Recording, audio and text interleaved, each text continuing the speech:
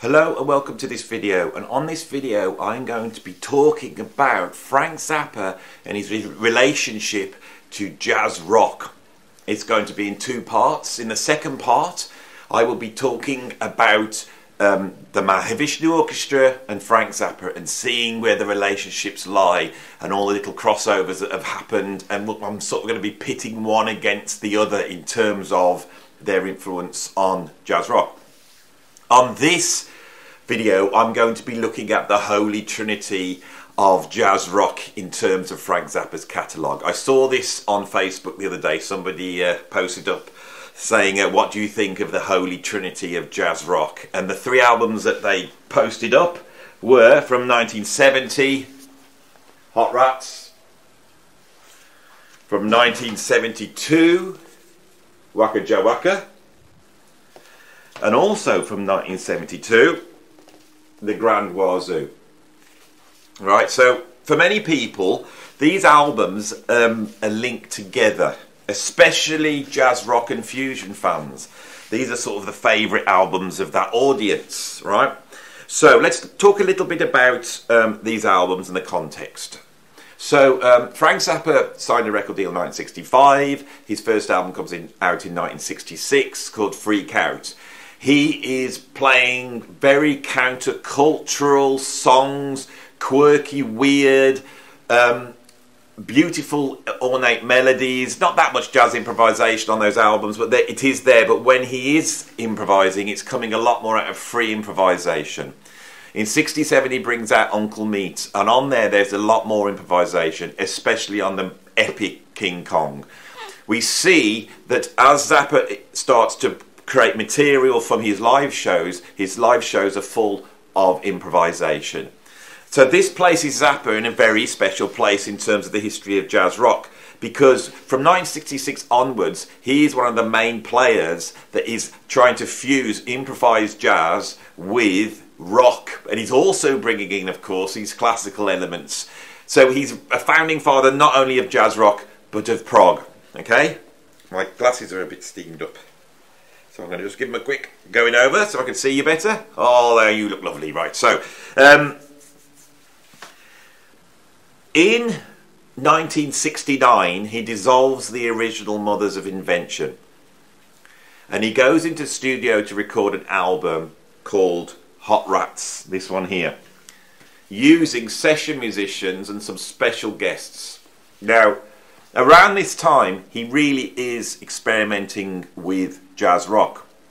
This album has gone down in history as being the album where he fused jazz with rock, and rightfully so. It gets mentioned in 1970. It's as pioneering as Bitches Brew or Tony Williams' Lifetime, which also were releasing albums that year. This album is very interesting in that the improvisation is very long form and it's very open, but it's very blues based. A lot of the solos are performed by Frank Zappa himself and Don Sugarcane Harris, who was an improvising violinist and fantastic violinist, but also is drawing heavily on the blues, right? He's also got John Luc Ponty on here. Now, John Luc Ponty had also done this album with Frank Zappa around the same time, right? And this one, you could argue, is a stronger case for the beginnings of jazz rock, because this came out, I think, when did this come out? I think it's 1970. It's recorded at the same time.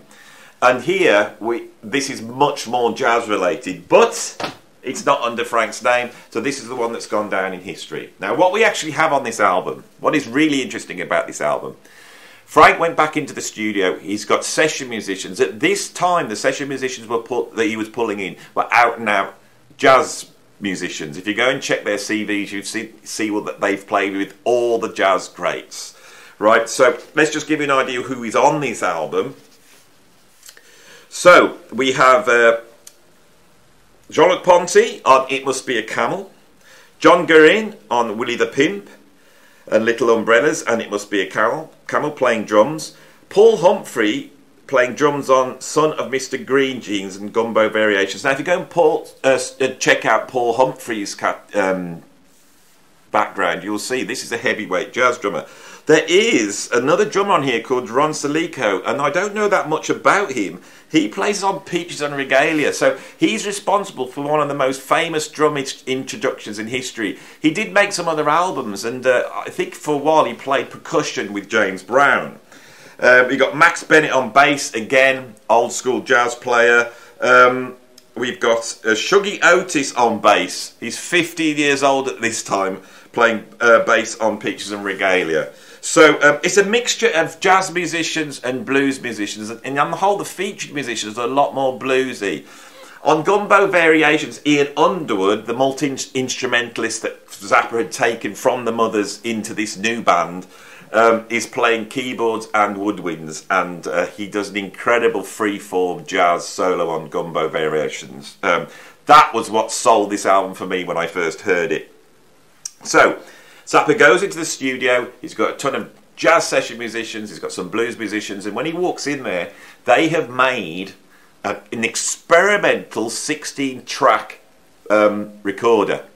So Zappa decides to utilise this like no one's ever utilised it before. And what he does is he creates thousands of overdubs, right? This is one of the pioneering albums in terms of overdubbage.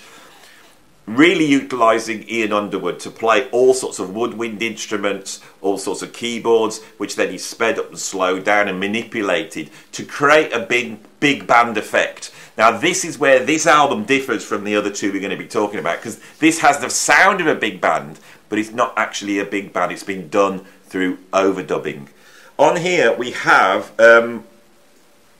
really 4 tightly composed tracks: Peaches and Regalia, Son of Mr. Green Jeans, Little Umbrellas, and It Must Be a Camel. And these contain some of Zappa's greatest melodies.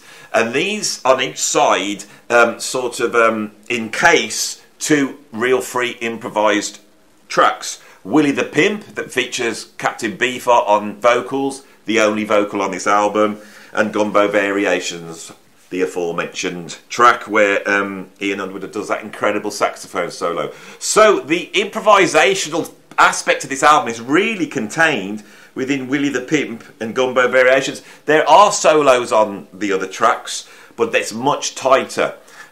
So I think the reason why this album's gone down in history, right, and not say that one, where am I pointing there, but Weenie Sandwich, that was made the same time, and is also full of a lot more experimental improvisation, I think is because of the lack of vocals. This is like an instrumental album. Here in the UK, it went top 10. It went into the top 10 albums, right? And it's beloved of us British people. And I think, again, that bluesy rock sound, and without the vocals, that back then must have been pointing to American culture so much that I wonder how much British people understood of what was going on. So Zappa brings out this instrumental album pretty much. Beefheart's on there, and Beefheart's not really singing about cultural references, your typical Beefheart type of lyric. And this album is then propelled, especially here in the UK, into a special place. It's got a special place in my heart. Do you want to have a look at it? So there's the cover with Miss Christine from the GTOs, who would die about 3 years later from a drugs overdose. There she is on the back, poking head out. And I do believe on the reissue, a lot of this artwork and photographs have been lost. So I'm going to give you a good look at that. There we go. Look at these. These are beautiful. Carl Schenkel designed album cover. Right, aren't albums better than anything else? Look at that. So this album comes out and has gone down in history as being pioneering in terms of jazz rock. Right.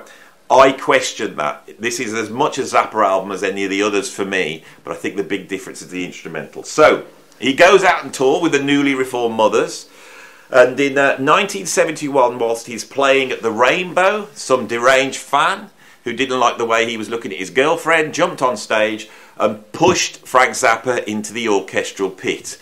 He broke his pelvis and his legs. He was in a really bad way, and he ended up in a wheelchair for a couple of years, right? He also crushed his larynx, and his voice dropped a few pitches. So if you listen to him talking and singing on the early Mothers album, you'll notice his voice is a lot higher, and that very rich, bass voice that we know so well comes from that accident. So he's stuck in a wheelchair. So what does he do? He decides to write. And he decides to write for big band. And he puts out 2 albums. Now these albums are really linked. Now I think if we look at this one, the first one that came out, Waka Jawaka, right, we could see that on the front it says Hot Rats. So this links this album to Hot Rats. It's almost like it's Hot Rats Part 2. And the other album is the Grand Wazoo. Now for me, these albums are always linked in people's minds, but there is a difference. So I'm going to try and explain the difference to you now. So Waka Jawaka came out first. It's a big band, right? And there's different lineups on each track, so it's really hard to go through it. It opens up on side 1 with Big Swifty. Now, Big Swifty opens up with some of the tightest, most explosive compositional stuff that Zappa's ever written. It's an absolute favourite of mine. That opening theme, you know, with all the time signatures spinning out all over the place, is absolutely incredible. And then it settles down into some long-form improvisation. And this improvisation is really pulling from, I think, what Miles Davis is doing at the same time. If you just took the improvised sections, you could be mistaken for thinking this was a Miles Davis album. And this was pointed out by critics at the time. He utilises George Duke on electric piano with delays, giving you that twilight effect that we're so used to on In a Silent Way. And he really utilises Sal Marquez with a lot of trumpet solos. So the improvisation is dark, it's brooding, it's got that Miles Davis sound about it, and it goes on for a long time. It's really open-ended and exploratory. And it's beautiful on the Big Swifty how, after all his improvisation, he comes back to the original theme but changed. This is an absolute masterpiece for me. Right, on side 2 we get a short song called Your Mouth, which is in the tradition of the sort of early Mothers. We get It Might Just Be a One-Shot Deal, again another short track, and then we get Waka Jawaka, which again has got this dark brooding, Waka Jawaka is much more sort of orchestral and modern classical. So this album, I've always felt, has got a certain type of improvisation which is very close to what was going on with Weather Report and Herbie Hancock and Miles Davis. A special note, I've got to say, is George Duke's piano solo on Big Swifty. In George Duke, he had an absolute incredible improviser, and I think George's input into his bands at this time is so important. Zappa pushes George to sing, he pushes George to do all the funny stuff, and that sort of expands George Duke. So George Duke emerges from Zappa's band as almost like a jazz rock star, pop star almost, singing and doing all this funky stuff. But also, I think his input of being such an incredible improviser really lifts these. Sometimes on Zappa albums, I feel that his soloists are very good, but they're not in the same league as a John McLaughlin or a George Duke or a Herbie Hancock. When he's got a guy like that, like a John LaPonte or a George Duke, it just lifts the album up. So, right, that one comes out 72, and then this one follows it up, the Grand Wazoo. This one, I don't know if it was originally a gatefold, but mine is just a single thing with it, and that's the back there. Zappa looking a bit depressed, sat in his... well, he's not sat in a wheelchair there, but he doesn't look very happy, but he never does he? Right, so... the next album is the real monster album, and I think this eclipses Waka Jawaka a bit, which is unfair, but this is a real masterpiece, I must say. Look at the incredible artwork. This has a much more of a concept going on, and this idea, this sort of ancient, kingdoms warring with each other with music, under the watchful eye of some sort of mad professor. Right, if I open it up and show you inside, we can see the size of the band, because there's photographs of everybody there. Very similar lineup. We've still got Sal Marquez on trumpet doing quite a lot, but not as much as before. We've got George Duke. And there's extensive liner notes here, which I haven't read. There's some incredible players on here. I'll just pull out some of the players on this that you may know. He's got on vocals Janet Neville Ferguson. If you know 200 Motels, she's the more grumpier groupie, right on there. Who else have we got on here? Sal Marquez on trumpet, like I said. We have Don Preston on Mini Moog. He does a great solo. On which track is it? I think it is the Grand Wazoo. Fantastic Mini Moog solo. We've also got Tony Duran on Bottleneck solo. He does a slide solo. I think Tony Duran was like a friend of Zappa, and he didn't do much more than play on these albums. But anyway, he does a really beautiful slide guitar solo, and it's really placed in a strange context. Ainsley Dunbar on drums, right? The great British jazz drummer that eventually cropped up on the White Snake 1987 album. You know, but well worth checking out his credentials. We've got, as I said, George Duke on keyboards, not on every track, but he's most prominent on Eat That Question. When I got this album as a kid, the running order was different. The original running order is different to the CD now. On side one, they swapped the Grand Wazoo for Calvin and his next two Hitchhikers. For Calvin, which was originally the opening track, is not representative of the album, and it's much more in the style of the sort of Mothers of Invention songwriting. It's quirky and strange, and it sort of surreally references sort of contemporary culture. It's very pointillistic and tiny. And when I got this album and I put this on to start off with, I heard that track, I don't really like this. And I never really took that much notice of the rest of the album. But I think placing the Grand Wazoo up front is so important, because it's just so chock-a-block full of incredible melodies, incredible improvisation. And the improvisation on here is a lot less bitches brew. It's a lot more like the Don Ellis group. You know, the Don Ellis was a arranger and a composer and band leader that emerged in sort of 1966 with a prototype big band jazz rock band. He pioneered on time signatures, he pioneered the use of Indian music, of electronics. He was such an important musician. When Ainsley Dunbar jumped ship, Zappa then brought in Ralph Humphrey, who I've interviewed on this channel. And it's actually, I think, possibly the last interview that Ralph gave, because he sadly passed away a few weeks later. But if you really want to know about the sort of Don Ellis-Zappa connection, go and check out that interview. So I've always believed at this time Zappa had an ear to Don Ellis. If you go right back to Freak Out, we can see that some of the musicians that have been used on that album come from the Don Ellis band. I'm really sure, even though Zappa never said anything about it, but I'm really sure he had an ear on the Don Ellis sound, and it's much more pronounced on this. The Waka Jawaka is much more like a big band in the sort of Bitches Boo tradition, but there is real ton of orchestrated stuff. But on here, the improvisation is much more brasher and showy, and you know, how would I describe it? It's a lot more in the tradition of a big band. That's the only way I could describe it. This contains, as all these albums do, some of Zappa's greatest melodies. The overarching melody for Grand Wazoo is absolutely beautiful. Cletus or Ritus or Righteous, incredible composition there.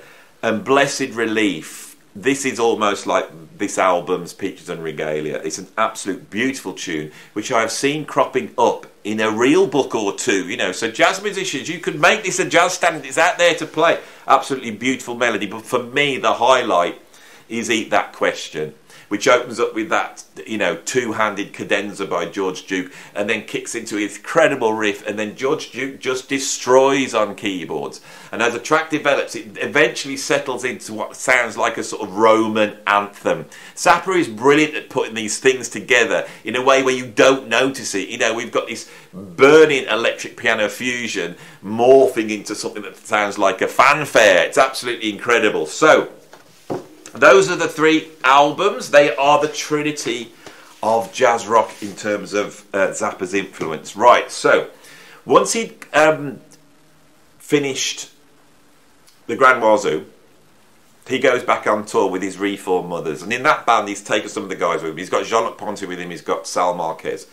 And in spring 1973, they put a tour with him and the Mahavishnu Orchestra together. Right, so here is the pioneer of jazz rock coming up against the big monstrous Beatles of jazz rock, and going out on tour together. Now, this has always interested me, because for me, if I listen to the Grand Wazoo and I listen to, for Calvin, what's the track? I never remember the full title of that. Where is it? So it's called For Calvin and His Next Two Hitchhikers. When I listen to that track and I hear the vocal, right, what I hear is the songwriting style that comes from the Mothers.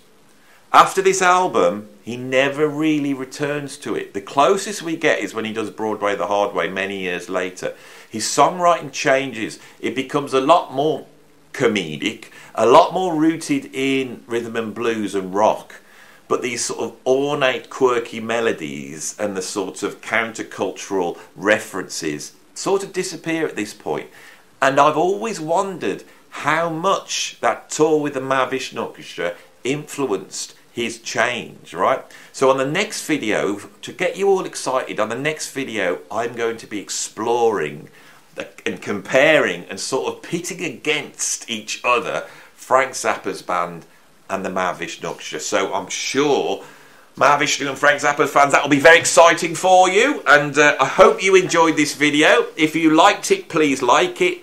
If you want to subscribe, then you will get to see more. And if you want to know when my videos are coming out, ring the notification bell. What else? Oh yes, you can support me over on Patreon. I'm doing all sorts of stuff over there now. Right? I'm not just sticking up, content that's not quite as good as YouTube content like everyone else.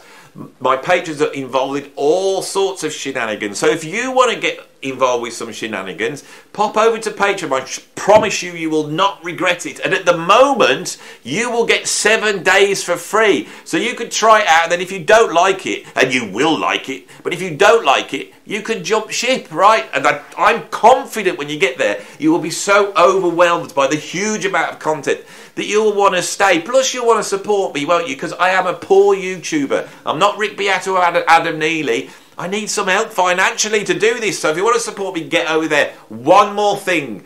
This week, you may have noticed I have been releasing cheesy videos to some of my music, right?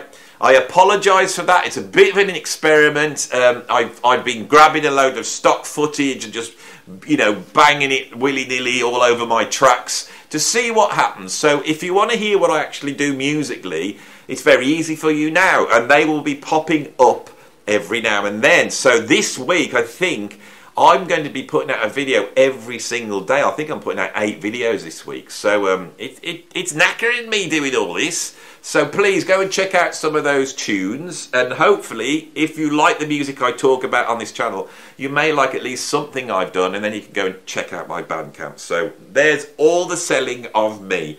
I have tried to promote myself as well as I possibly can. And every good musician knows it's all... Pardon me, I'm burping. It's all about promoting yourself. So I have done that. I have done everything I need to do on this video. I am about to do the second video. And this will be out in a couple of days if you're watching this on the release day. But if you're watching it in the future, then it's already out and you can go and look at it straight away, right? God, I get confused. Time travelling on YouTube. See you on the next video. Thanks for watching.